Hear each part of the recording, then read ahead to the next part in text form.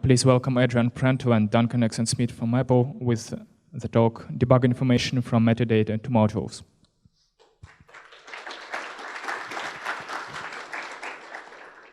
Thanks for the introduction.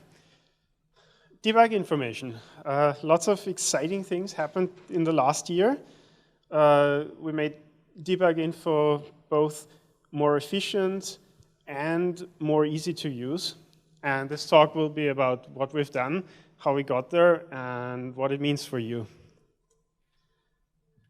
Debug information provides a mapping between the source code of your program and the binary output.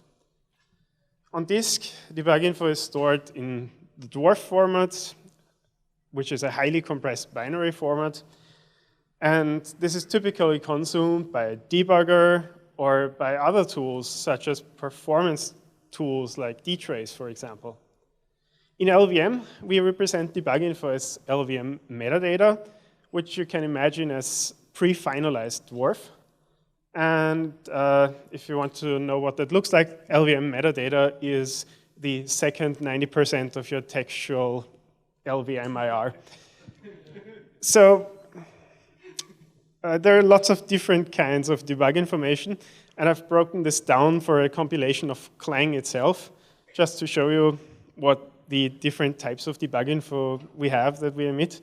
And what I want you to take away from this graph is just that the vast majority that we really need to care for if we care about efficiency is type information and information about subprograms, or the so-called debug info. So yes, debug info is quite large.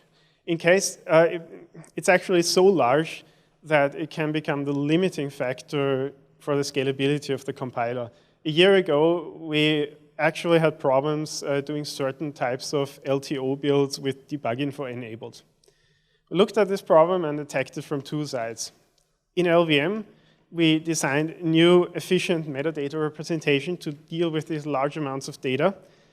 And in Clang, we tried hard to emit less of it with a cool new feature called module debugging. Now Duncan will talk about the new efficient metadata representation. Thanks, Adrian. I'm going to dig into some of this year's IR changes to support debug info. In particular, I'll talk about how we shaved memory off of metadata, created specialized metadata nodes, or MDNodes, and optimized metadata graph construction. I'll also speed through a few other LTO optimizations before talking about results. Here's a very simplified view of the old class hierarchy, with MD string and MD node inheriting from value. The two classes that have support for operands were user and MD node. User is the main interface for referencing values. So let's dig into how value and user interact. Each value has an explicit use list so that it knows about all of its uses. One purpose is to support replace all uses with, or RAUW. When one value is replaced with another, we walk through the uses and update their value pointers. I'm just going to repeat that once because I'm going to come back to it a couple of times. Replace all uses is the main way to update references to a value. And so use lists help to support that. This use list is also directly used in the optimization pipeline. Optimization passes know how many uses there are of each value and who the users are. Each use lives in an operand array that belongs to a user. Typically, this array is co-allocated. There's some waymarking bits packed into the pointers so that we can walk back from a use to find the user. So what if we have a pointer that isn't inside a user, that maybe it's in an analysis that should reference a value and track it through replace all uses? We have value handles for that. They use the same basic mechanism as first-class use lists. Value handles get notified whenever the value is replaced or deleted, and have a vtable to support arbitrary callbacks. The value handle design is optimized for when the ratio of value handles to values is low. Rather than adding one pointer for a link from value to the head of the value handle list, we pay roughly 4 pointers for a dense map entry in the LLVM context. One property of a value handle is that it doesn't affect code generation. We don't expose API for visiting value handles. So these second-class useless are opaque to optimization passes. To help prevent debug info from affecting code generation, the old hierarchy used value handles for MDNode operands. This was fine whenever we didn't have much metadata, but large C++ programs carry a lot of debug info. So if you think about that core contract of value handle, that the ratio of value handles to value is low. You don't have too many of them. If you have a lot of metadata and all these MDNodes inherit from value, these value handles actually become quite expensive, and there are a lot of values that pay that price of 4 pointers on the context. So 2 key observations showed the way forward. Firstly, most MDNode operands point at other metadata, so we should optimize for that case. And secondly, since we're not doing major transformations on metadata, we don't need first-class support for replace all uses or for directly inspecting useless the way we need that for other values. So we split MDNode and MDString off of value and created a new metadata hierarchy. So let's start by digging into the memory savings. The metadata base class is the size of a single pointer. All it needs is LLVM style runtime type info. The rest is reserved for subclass data. It drops some baggage from the value hierarchy. No IR type, since metadata is typeless in IR. No vtable, and no uselist. The new MDNode is the size of 3 pointers versus 7 in the old hierarchy. More dramatically, its operands cost 1 pointer instead of 4. These are essentially raw pointers with some extra semantics layered on top. So this is important. They cost only 1 pointer because they don't have first-class support for replace all uses. So this makes generic metadata far less expensive, a huge win. But we have an enormous amount of debug info, and it doesn't make sense for it all to be generic. Consider if function and call-inst and constant data array were all generic users. Like, what if we didn't have any subclasses of user? This would be fairly difficult to deal with when you're talking about IR. And it was a nightmare for debug info anyway. So now we have an expansive hierarchy of specialized nodes. I'm not going to talk about all of them, just 2. So MDNodes used to all be generic tuples, and we still have those in a class called MDTuple. We've removed the repetitive metadata from the syntax, and we now have ISA support, like most LLVM hierarchies, to distinguish MDTuple from other MDNodes. This is straightforward. So let's look at an example of something more specialized. DILocations represent locations in the original source. One purpose is to create the line table. They have 4 fields: line, column, containing scope, and inline.location. The new syntax makes it more obvious what's going on.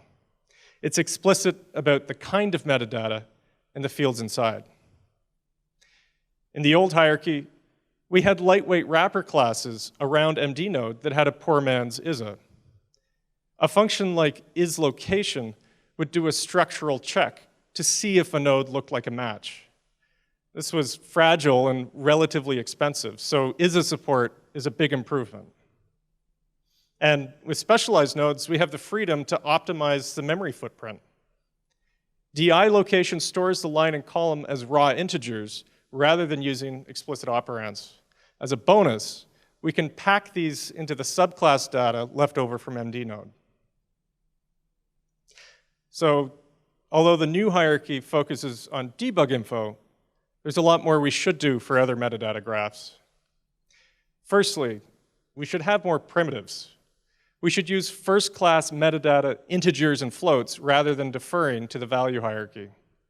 It also makes sense to support simple ADTs for people who don't want to use a tuple for everything. Secondly, there's a huge syntax and API improvement from using specialized nodes. There are a couple of open questions here. What are the criteria for a graph to get its own specialized nodes? Can we make specialized nodes available to out-of-tree code like intrinsic instructions are? Something to think about. So let's take a step back and talk about constructing metadata graphs. There are three primary places that we construct graphs. In front ends, when deserializing bitcode, and when linking modules. Although metadata does not have first-class support for useless, forward references and replace all uses are important for graph construction. So why? This is because MDNodes are unique, like constants, or at least they all used to be. So constants, when you're creating them, if you don't know what an operand is going to be, you need to have some sort of forward reference so that you can replace it later once you resolve all the constants together.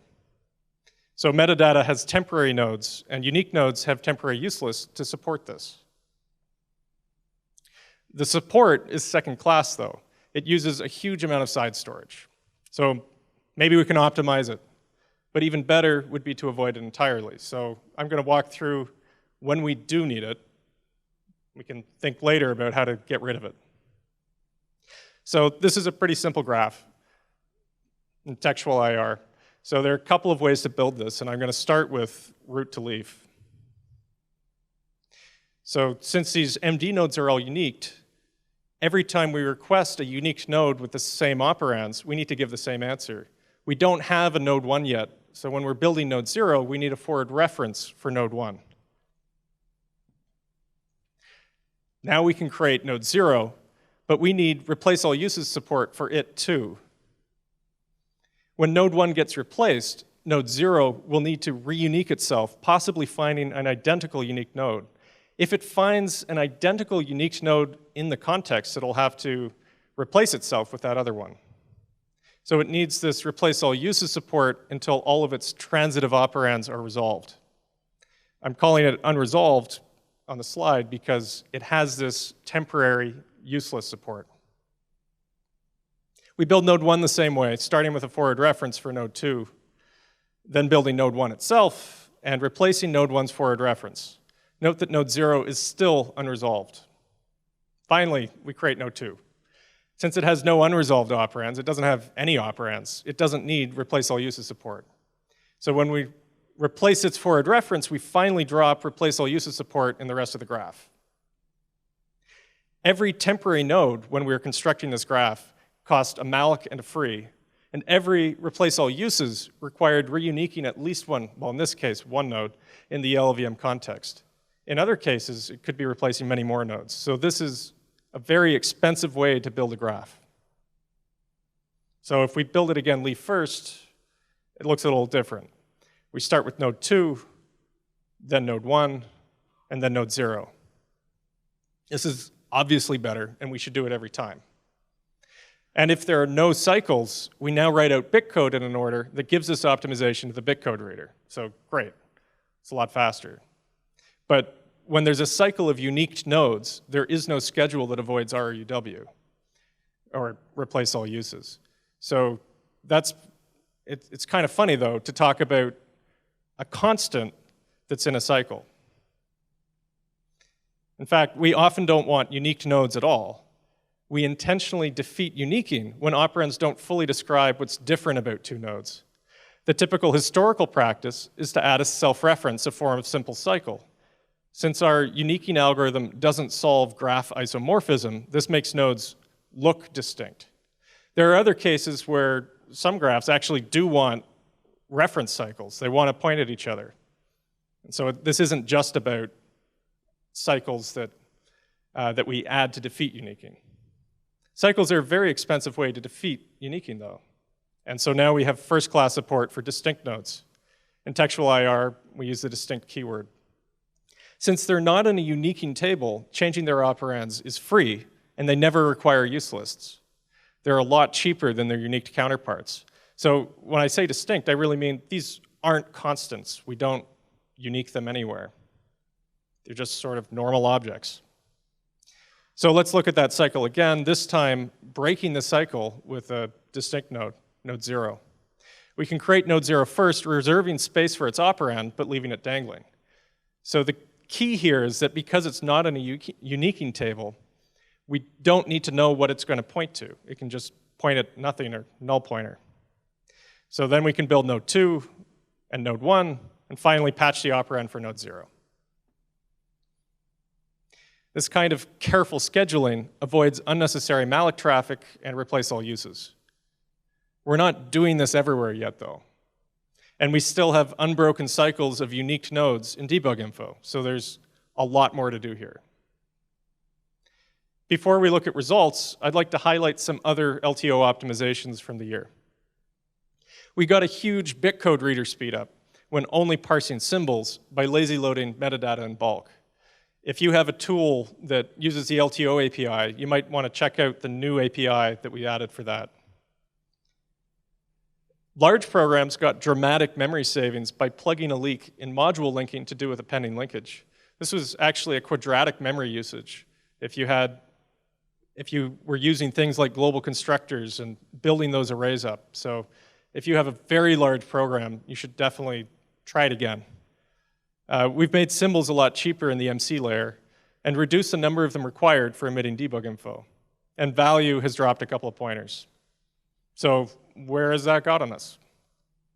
I built self-hosted clangs for the top of 4 branches, 3.5, 3.6, 3.7, and trunk, and then used these to build the same source tree. I picked 3.6.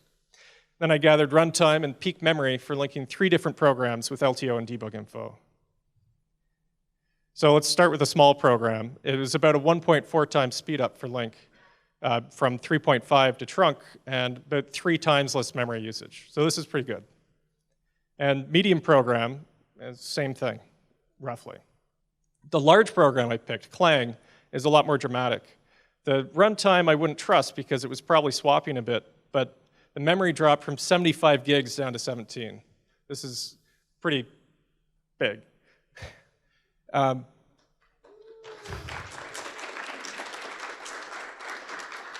I think, like, it's 4.5 times, but I think Clang is large for our code base, but other code bases I've heard have much larger programs.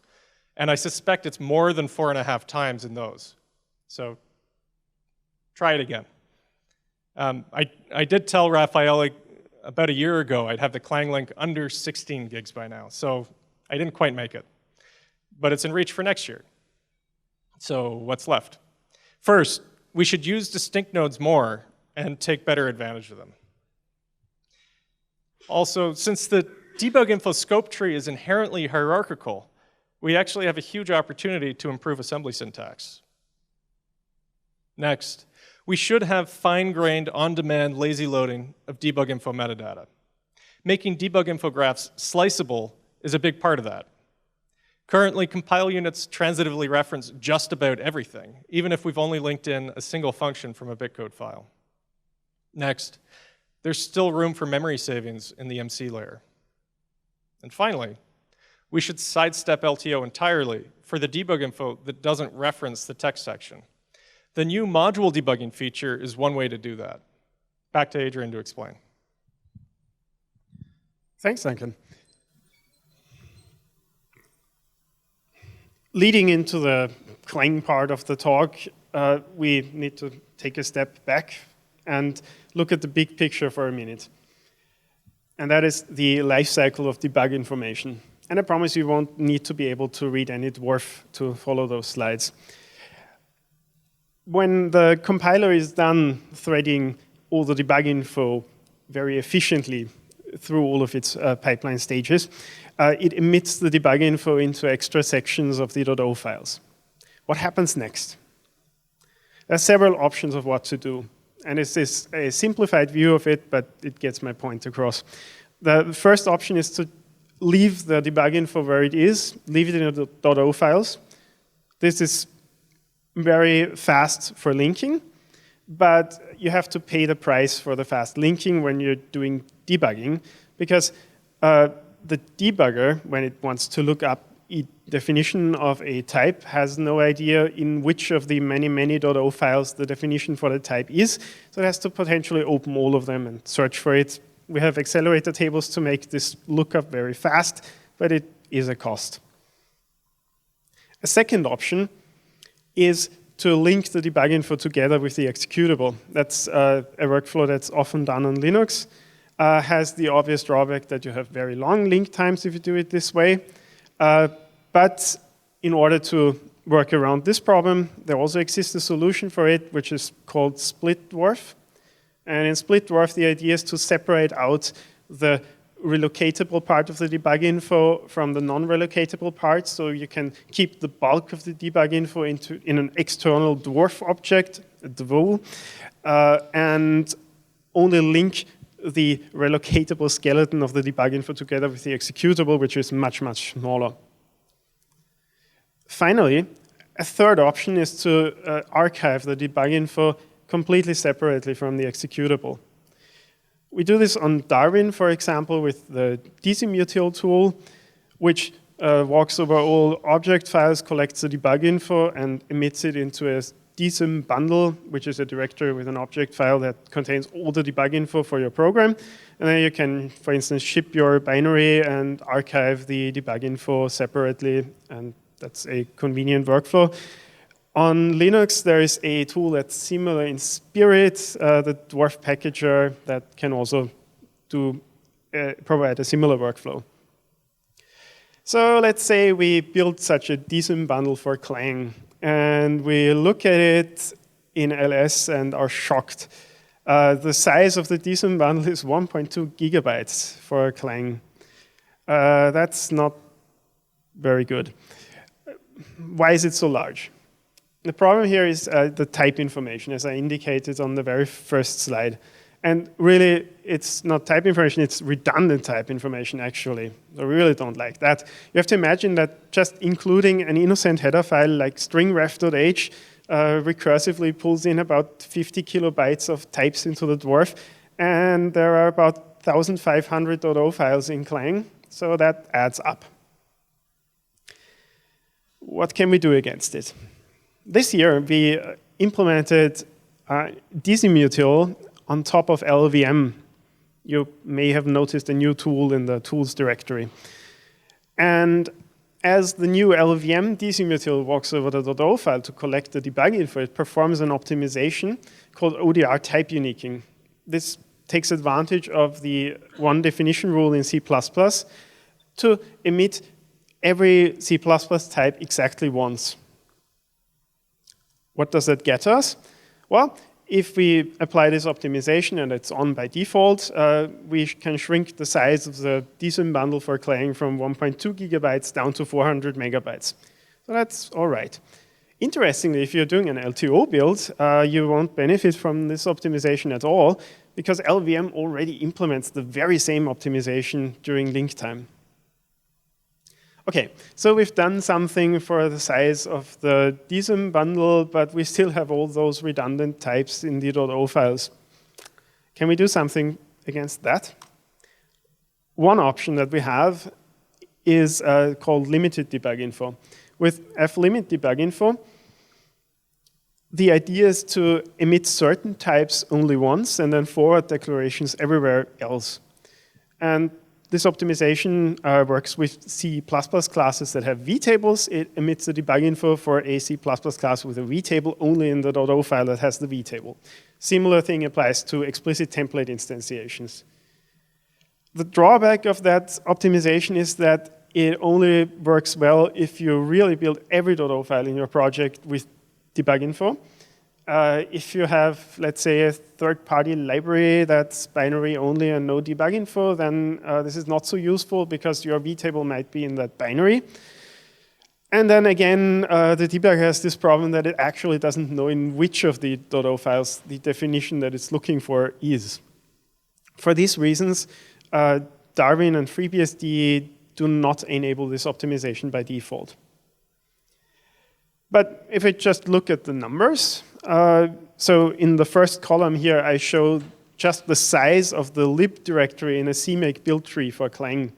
And if we compile Clang with limited debug info, it saves us a whole gigabyte of redundant types. That's pretty good. And similarly, we have for an LTO build roughly in the same ballpark. If you look at the size of the DSYM bundle, it's roughly the same size, which should not be surprising because with ODR type uniquing, you get the same benefits. Okay, can we do better than that? Let's talk about Clang modules now. Clang modules are a sane alternative to textual inclusion. You can think of a Clang module as a precompiled header with some additional semantic restrictions. On disk, a Clang module is represented by a PCM file, that's a precompiled module, that contains the serialized Clang AST of all the header files that make up the module. On Darwin, the modules are built implicitly and stored in a shared global module cache. And on Linux, they're typically built explicitly and handled by the build system. Module debugging is the idea of building debug-info together with the Clang module. We added a new driver option called -G modules to Clang this year.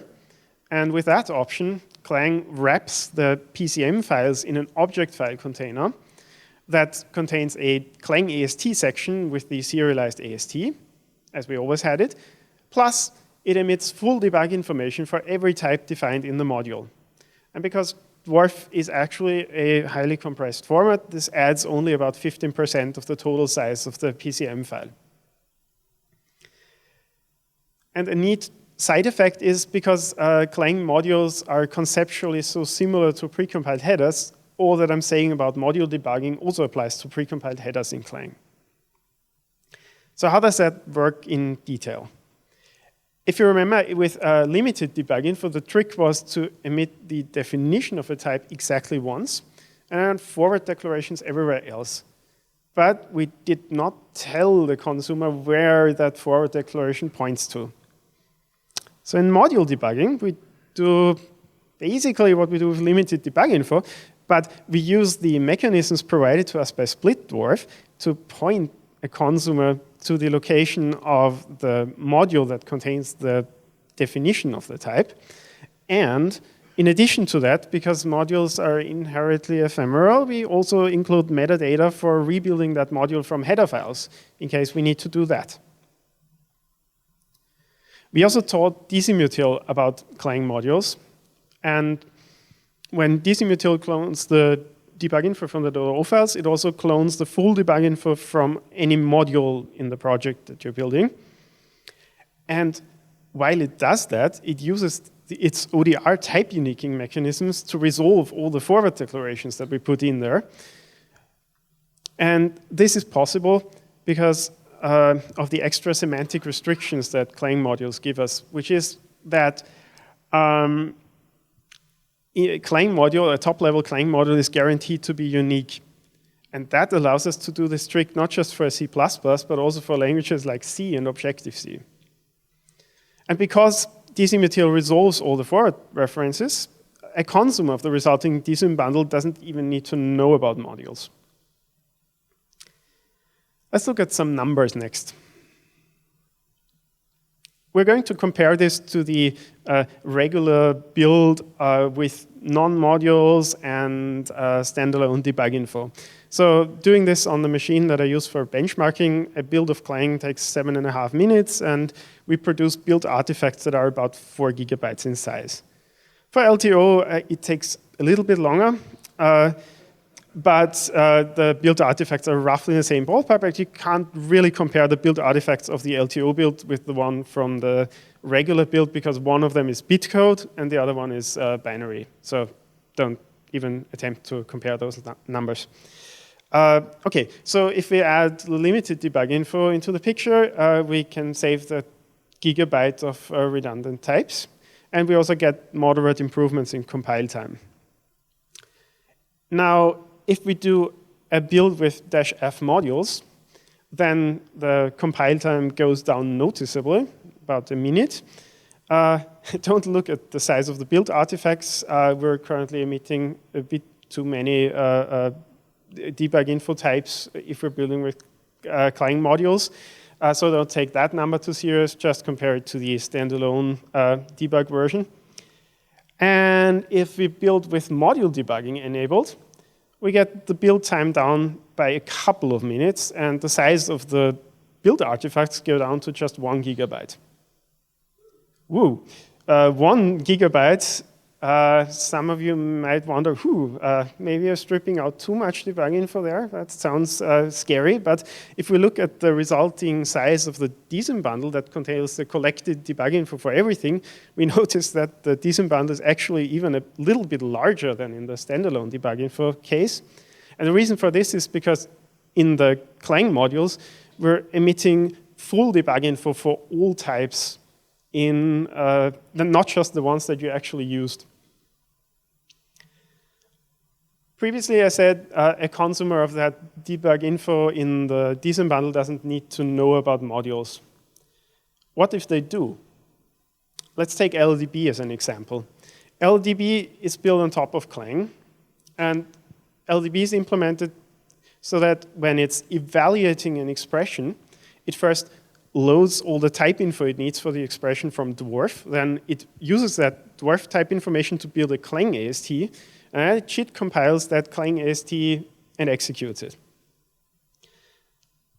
An LLDB that knows about modules could skip the way going over dwarf and building the Clang AST and just directly import the Clang AST for the types it's needing from the .o files. From the modules. And that's quite an exciting perspective because it's both faster and it gives LLDB access to types that can't even be expressed in dwarf, such as templates or types that weren't available in the program. So I encourage you to try it out on your platform, provide feedback, and look forward to exciting new features dealing with modules. Thank you.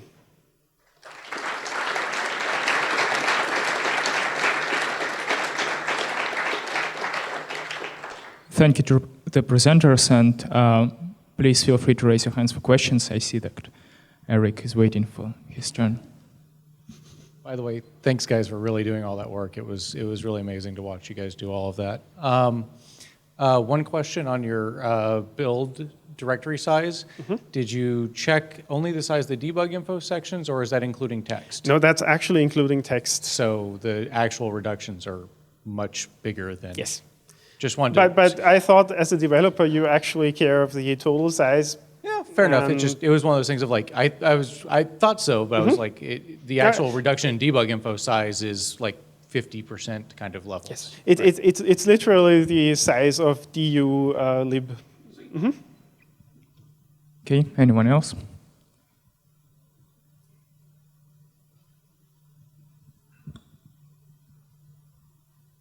Thanks.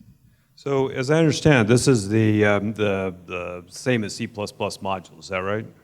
So Clang Modules is like a predecessor of the proposal that's currently floating around for C++ modules. And as the way I understand it, the C++ modules proposal gives some additional syntactic support, whereas the Clang modules work essentially just by switching compiler options and providing a module map.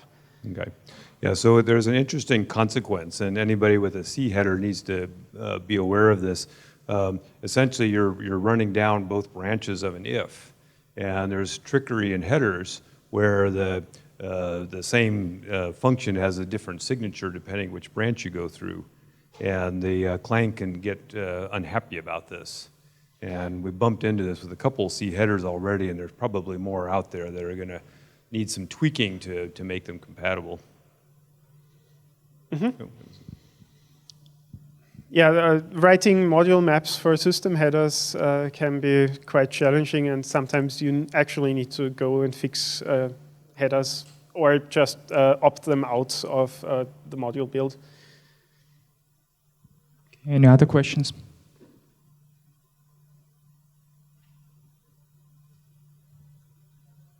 This may be a little off topic. Yeah, this is very nice, and it sounds like it's largely about efficiency. Would you address the topic of decompilation and whether there is any interest in enabling it or in disabling it in the LLVM infrastructure. Decompilation. Well, clearly you can get back to LLVM, but with this kind of debug information and line information, you could get back to the source language as well. Yes. Eric?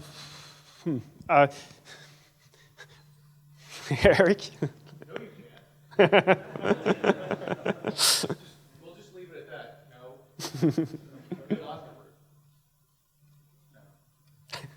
Okay. I guess you could talk to Eric after if you have questions.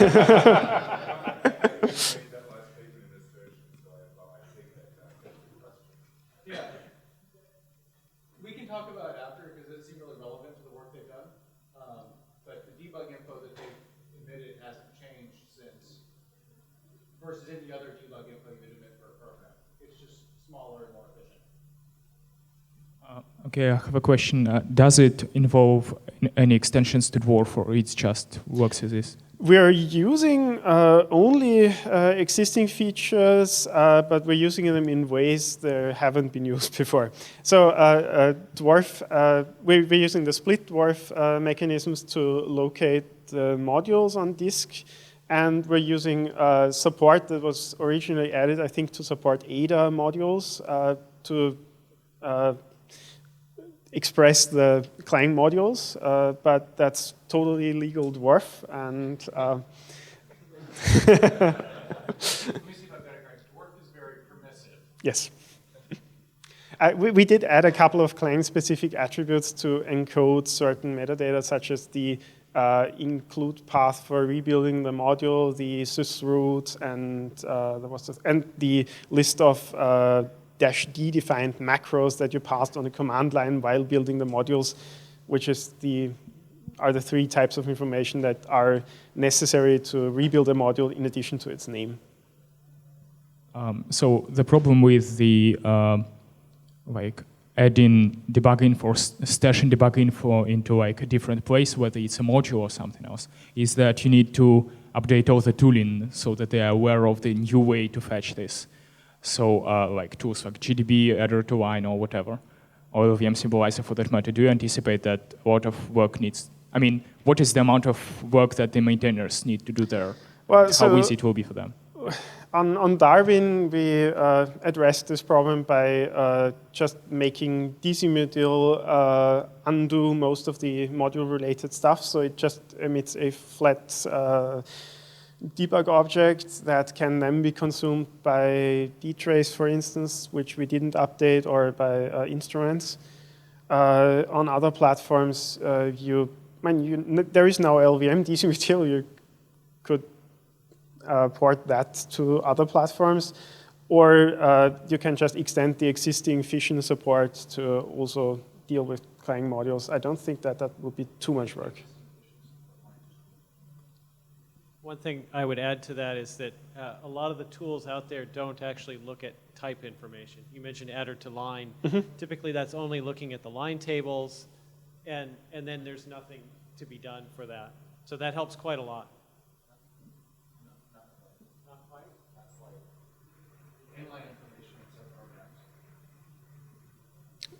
Okay, That's so true, but that won't be in a module. we've got one more question. Yes, indeed.